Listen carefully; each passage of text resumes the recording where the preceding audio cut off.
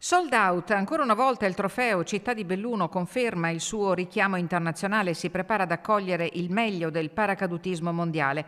Dal 7 al 9 agosto il cielo sopra il capoluogo dolomitico sarà il teatro della 37esima edizione della manifestazione valida per le Skydive World Cup Series, la Coppa del Mondo di atterraggio di precisione. 45 squadre, 225 atleti e 30 nazioni rappresentate, numeri che raccontano il prestigio di un appuntamento oramai storico. Grandi numeri, a ciò speriamo solo che sia bel tempo perché l'organizzazione è già pronta da un po' di tempo e l'unica variabile è sempre il tempo, che speriamo ci sia il sole di questi giorni. Un segnale di quanto Belluno continua a essere una delle tappe più apprezzate del circuito internazionale.